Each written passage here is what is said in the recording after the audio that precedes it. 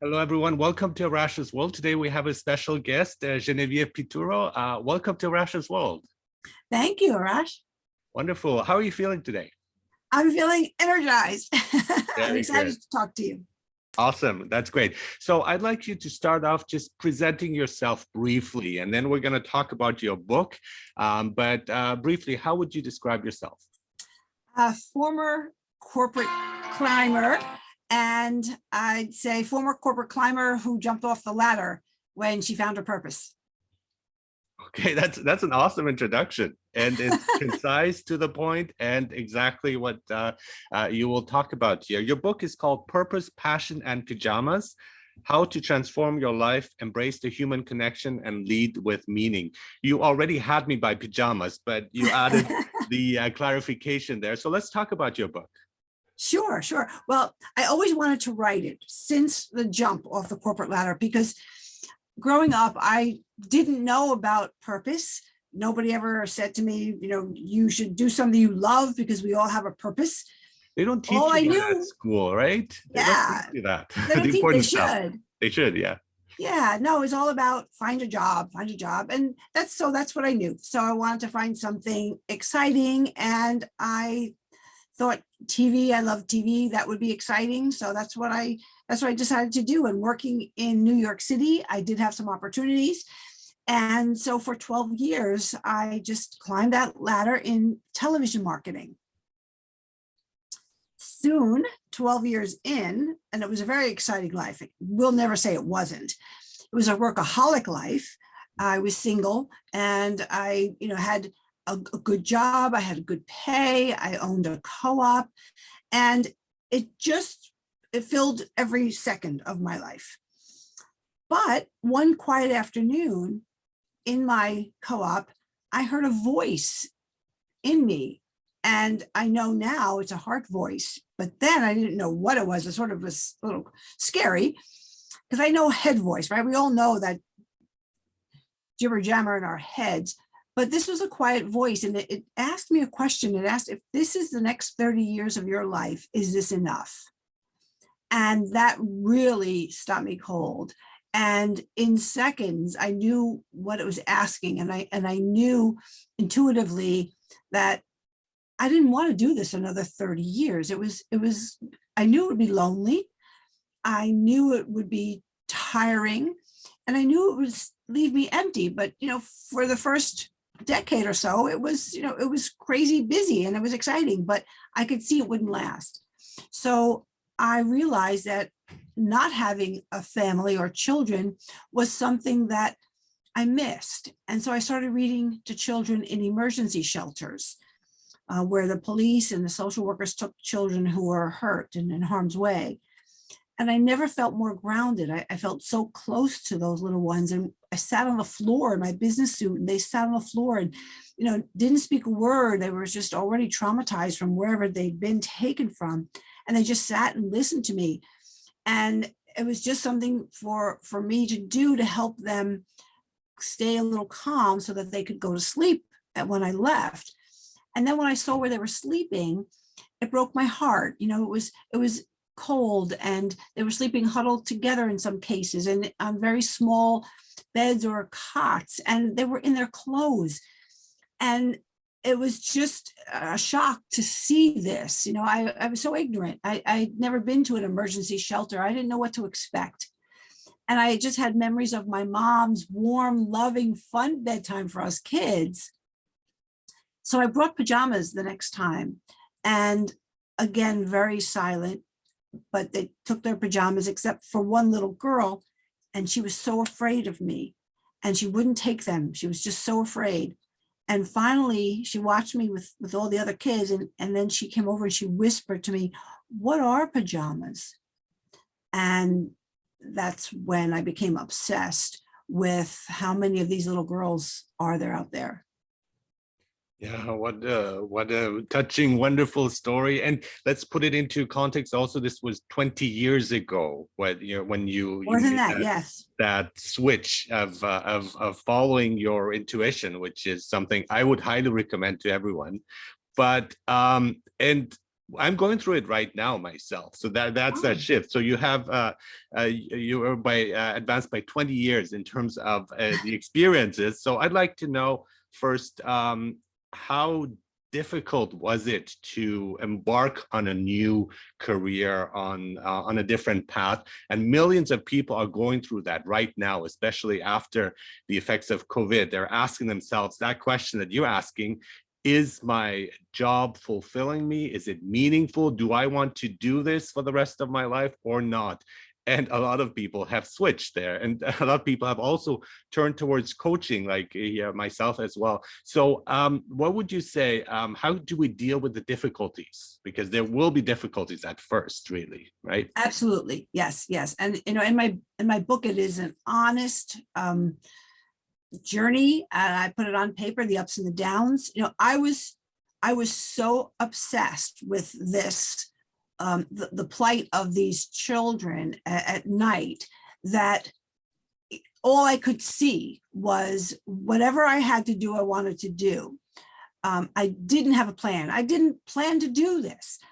It happened, and it just took me over. And it was such a stark contrast to what I was doing, a week before, a month before. So there are a lot of passages in the book that show that I didn't have a plan, but I had a North Star. And I know now, 22 some years later, and having talked to others, thousands of them, some who have plans and some who don't, like me, follow this invisible North Star, this voice, because they just can't not listen to it. And I know that that's the key, intuition and following it and realizing we all have a purpose. And if you start out looking for it, bravo. I didn't. It found me. And sometimes that's what happens. So if you have a North Star and you have a passion, you want to do this, you'll get it done. So yes, there are easier ways than I did, and I give a lot of lessons. Of course, early on, get yourself some professional help. And I don't mean a therapist. I mean an accountant, an attorney, no matter what you want to do, just to see if they can lend a hand. I started a company. Doesn't matter if it's nonprofit or not. You need those professional services, because if you are not educated in certain areas, you need to ask for help. And that's a very big, one of the top 3 issues that we have, is asking for help. So that's the first thing that I always tell people: know what you know what you don't know, and ask for help. Line up the people to help you. Exactly. And so what it turns out that things that we think are really important, our priorities in our lives, might not be so. And so it's the idea of like, okay, I want to study for a career, I will make a lot of money, and it doesn't really satisfy us. And whereas, like, if anything that has purpose has to resonate with us, with ourselves, with our core being, and then it's often directed towards others, as in your case with those children that you're talking about. And I think that's really important to realize the priorities in our lives and to really calibrate and go in that direction. A therapist could help too in some ways at times, but not necessarily, as we're saying. But it's important to find that path. And as you're saying, look for help when needed. And because that transition is, and it's especially when you're in it, it's really tough. It's really hard. But to be guided by that voice too that we have inside of us, that's occasionally tells us, and to really listen to that and take that invitation and take that path and see where it will take us. Yes, I agree. That's a big part of knowing you're on the right path. If it's coming from your heart voice, if you know and you believe that that's coming from you, a higher force, then that automatically gives you some strength to follow it. And it's not just in terms of education. We say they don't teach you these things, but it's also when we look at corporate structure, when we look at organizations and companies and so on, they are still often going the wrong path, or they have the not the best attitude in terms of for their own benefit, in terms of productivity, in terms of growth, and so on. And I find that there are many who are kind of stagnated or stuck in a mind frame, in framework that does not really work. And that's actually from a past generation. It's kind of the idea of the assembly line, and you do your job and there you go. But our current reality is very different. And probably also thanks to the pandemic, we are seeing things in a very different way. What would you say about that? The idea of corporations and so on, where you have Yes. personal experience of. Exactly. Yeah. Yes. I mean, I created Purpose Acer. It's a program that I facilitate with leaders and teams for exactly what you're saying, to bring harmony to the workplace, understand the purpose, understand the values, make sure everyone's on the right team, on the same team, and knowing how to interview and who to look for, and living, walking the talk. So that's a whole series of workshops. And you're absolutely right. Both sides, I think maybe the employees right now are demanding that, these bosses step up. And I think we're going from boss to leader. It's very different. And, I had bosses.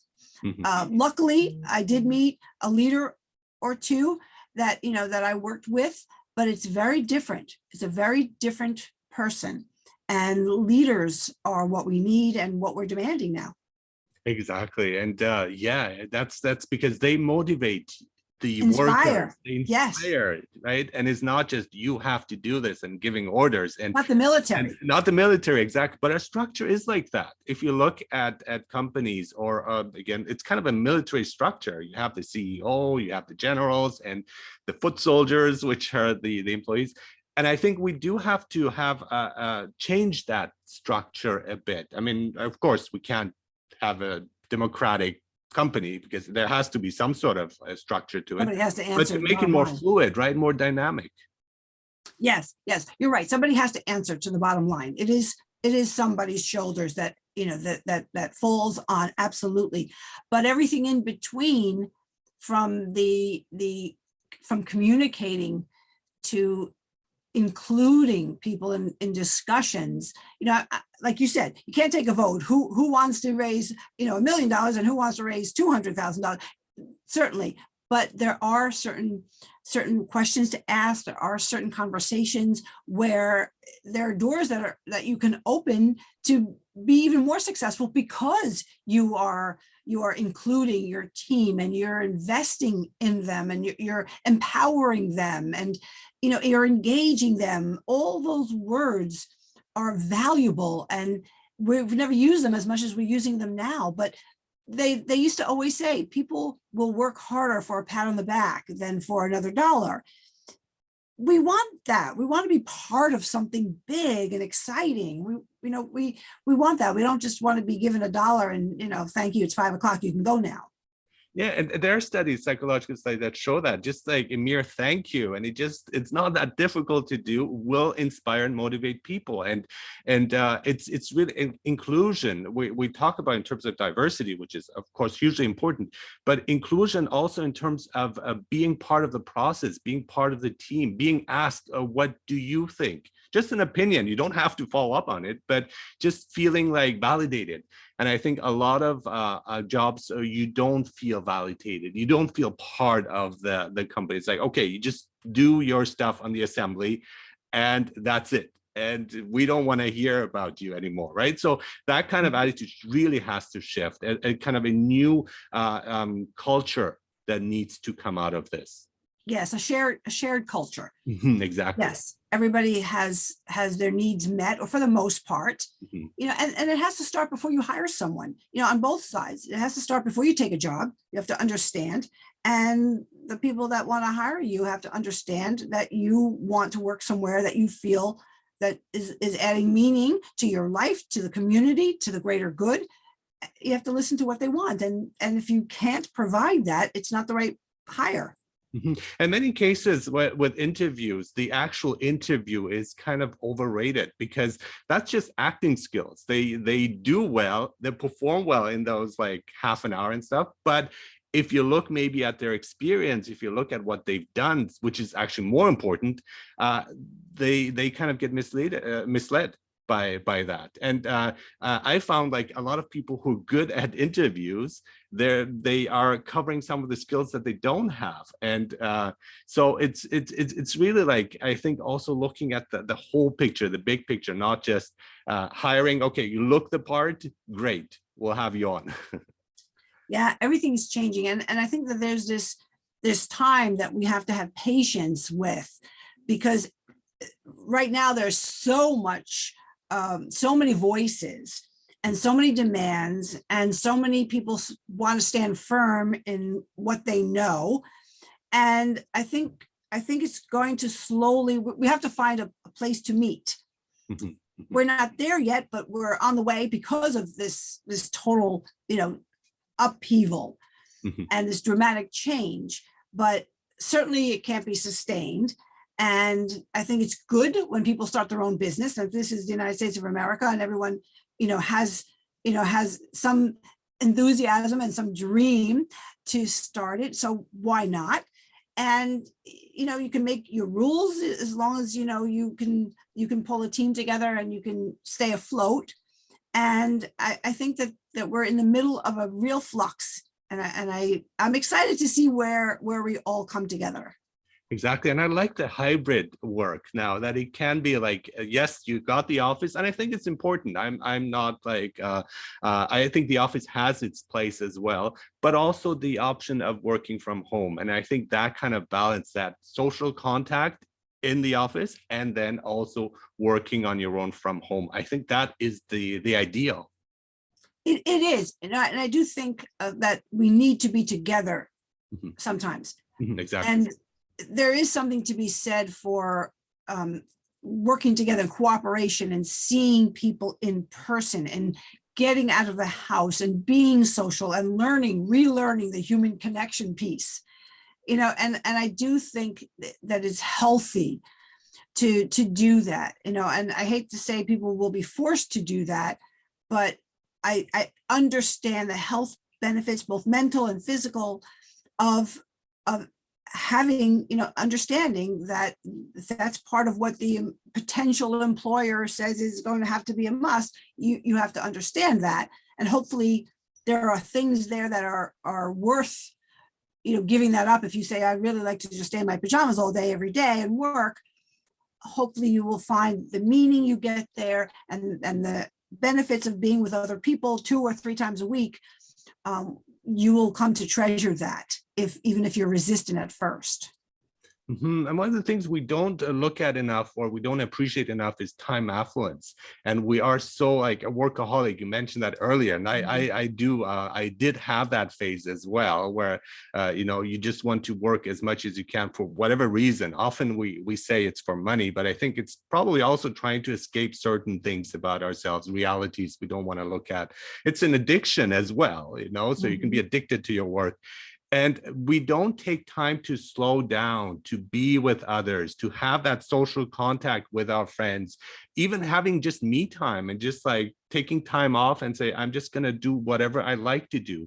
And often we forget what that is because we're so like stuck in that routine of working nonstop.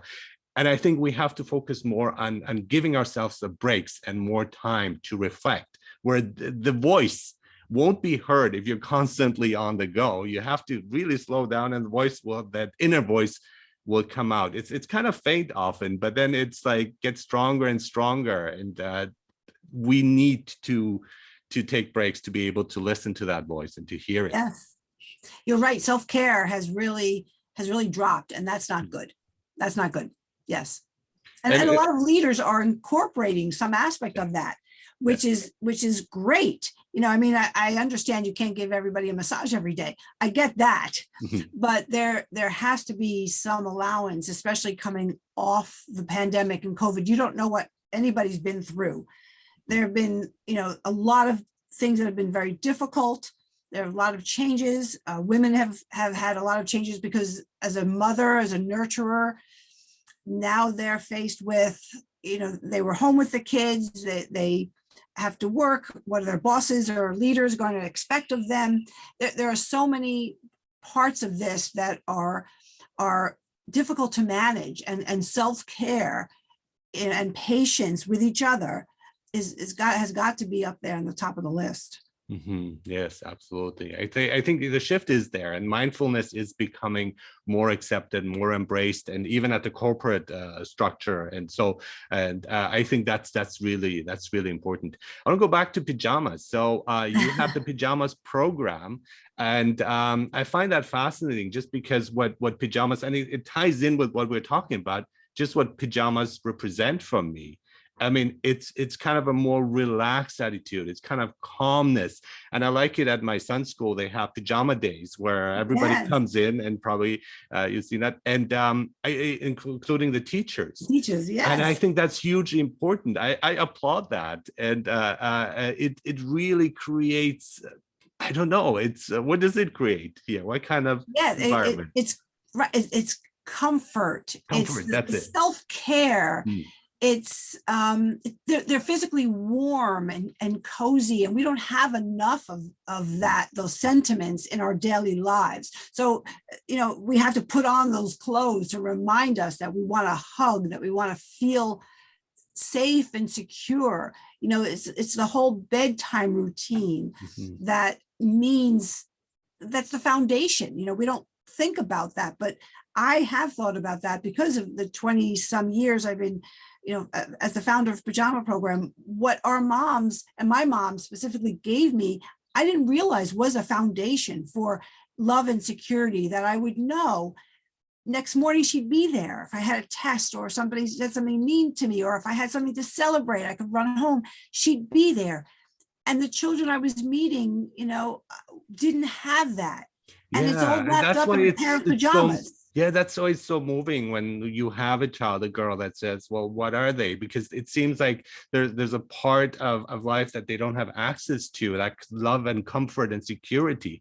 And that is very saddening and heartbreaking. And I think when I think of pajamas, I often think of Christmas, and how children are excited. And that's when they go in their pajamas to open the gift and so on. Of course, again, that's just one perspective of it. But as you're saying, that's secured. And if that's lacking, it's really a serious lack in their emotional lives. Yeah. I mean, how do you, I was so worried about how are they sleeping? Are they having nightmares? How do you sleep in clothes that are tight and dirty and remind you of why you're in clothes? Maybe you were taken away. Maybe there was something horrible that happened and you're alone, or you're alone with a mom who's running or something.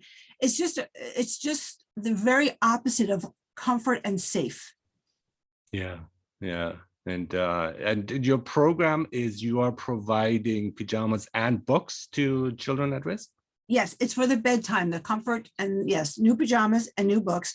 And now it's about that routine and how important it is for these children to have that downtime, that quiet time, put on their pair of pajamas, have a book, to nestle into sleep slowly, feeling good, and not, okay, grab the kid because your life is traumatic. And of course, that's where the kids are coming from, and just no bedtime rituals and things like that, because it's all the family or whoever's taking care of these kids can manage, is to, to get them into a bed to go to sleep. And who knows if it's a full night's sleep they're going to get. But it's the importance of bedtime for this foundation, so that they can wake up feeling good, and hopefully loved and safe, and hopefully refreshed and alert for the day, because it's going to have more trials and some challenges for these kids in the day.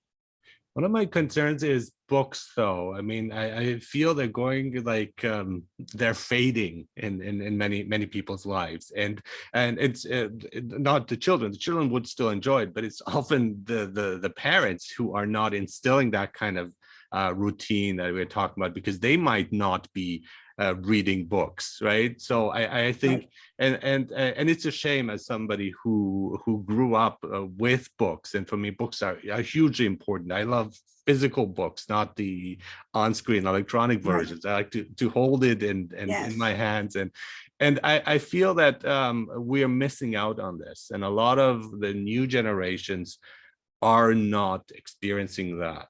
And what can we do to kind of bring back a bit of the old times of actual Yeah, physical books? I agree. I agree. Well, it helps when a parent feels strongly about tucking a child into bed, right? That's Mhm, something that mhm, yeah, thankfully I know people still value and treasure with their children. mhm, So if there's that tuck you in, I still hear that even with the youngest of parents, I'll be right up, or come on, let's go to bed. And the child will always say, well, give me a story. I think a lot of that is shared physical book because it is a shared story. There are pictures. I don't think it's as easy to share a tablet. mhm. Yeah. I I think and I hope that it is a time for a physical storybook, that it still is something that the kids want to hold and that are drawn to if they go to a bookstore or if somebody gives them books. So hopefully bedtime will be the last place where parents will say, okay, put on the laptop, let's read a book. Mhm, mhm. Yeah, yeah, exactly. Yeah, and a lot of it is in our hands. What we like, also when we model children. I mean, if we do it ourselves, and okay, let's have some reading time when they're a bit older, and kind of join you in that. I think that would be helpful as well. Yeah, wonderful. So there are lots of ups and downs when we're looking at switching careers, but you would say it's absolutely worth it. So even if things look dark and apparently hopeless, we should hang in there. And of course, with like help and advice, and like that leap of faith should be, it's a leap of faith, but at the same time, it should be also guided by reason to a certain extent, right? Would you say there has to be an element of reason there, of not just blindly jumping? Would you Yes, say? Yeah. yes. I mean, I didn't have a lot of that reason, but when I work with people, whether coaching or mentoring them, I add a dose of reason. And I think there are two ways to do it. I jumped, and there are Mhm, those of us who are wired that way. We mhm. jump and then we figure it out. We sort of just tread That's water, me. and just the enthusiasm and the excitement keeps us afloat until we can get to a calm place. But for some people, I call the slide. I teach the slide. So if you're thinking about, after 10 or more years in one job, you're thinking about something, there are so many ways to research that and bring that into your life to get a taste of it. Sometimes what happens is it's enough. Some people might say, I'm an accountant and I don't want to be an accountant. I want to work with dogs. Well, sometimes if you will volunteer at a shelter, or you will talk to people, or you will take an interest in something and read about it and learn more about it, sometimes that fills you enough and gives you the freedom to not stress about, oh, now I'm going to have to quit my job and walk dogs for a living. So a lot of times, and I work on a program with people to see 2 or 3 of their top interests, to find their purpose and bring it in slowly. Sometimes that's more comfortable if you're not wired to jump. Mhm. Sometimes that leads to the jump. And sometimes, surprisingly, you find, I really wanted to sing. Well, maybe if you take a lesson every month, and maybe if you join a choir, that will bring enough light into your life that I can be an accountant, because then maybe I want to go to, Paris and go to the churches and hear the choirs around the world. Or maybe I will do something that's musically inclined that I wouldn't have if I didn't let this in a little bit. So you don't have to jump, although there are those of us who do. Yeah, I'm kind of very like I calculate things. I'm very rational, and then suddenly I make that irrational jump, and it's because it's not just random. It's because I feel that voice you're talking about, and I was explaining my previous podcast. That's how I met my wife, because I went to Mexico and just graduated from university, went there. It was like lower than minimum wage in terms of money. I had a lot of student loans that had to get paid, and it was financially probably the worst decision I'd made, but it felt right. And that's how I met my wife and my Yeah. family. So it's like just kind of following that, even though it seems pretty outlandish and crazy. In But terms trust of is the word, right? trust Arashi is the word. trusted Yes. Yes. yourself. I trusted myself. We don't trust ourselves Yes. enough. Yes. We'll That's right. trust a stranger. We'll ask a stranger, what do you think? Should I quit my job? And, Yeah. Yeah. Why do we put that trust in them and not us? Yeah. That's an age-old question, right? Yeah, and we know the difference, and I like how you're saying it's like this was a different voice, and we sense it. It's kind of in every fiber of our body. It's like not the head, it's not the rational thinking, it's something deep inside. And people who wonder about it, you will know if it's that and it's not something else. It becomes quite distinct. And Yes. I know those voices, and Good. that's why I'm here currently as well. It's that voice driving me, even though it doesn't seem to make sense, but it's okay. It does. Things will kind of work out in the end. And I think one thing too to remind here, everyone, if you've been working for, again, here you were working as a television executive, marketing executive, right? And so there are skills that you can transfer to anything you want to do. For me, it was teaching, and I can see a lot of skills transferring into coaching and helping others, because it's quite fluid, and it's not a complete break. You can just take a lot of good things, connection that you've made and things that you've learned, and just put it invested in something else, I think. Yes, you are absolutely right. There are definitely some of your talents that you will say, oh, wow. And, it wasn't for nothing. I can use Exactly. this. Exactly. Yeah. Wonderful. So the book is Purpose, Passion, and Pajamas. And we talked about all of those things, purpose, passion, and pajamas, and how to transform your life, embrace the human connection, and lead with meaning. Thank you so much, Genevieve, for this awesome conversation, for this inspiration, for also inspiring me again that I should keep going. And thank you for being on Arash's World. Oh, keep going. And thank you for this invitation, Arash. Wonderful. Take care.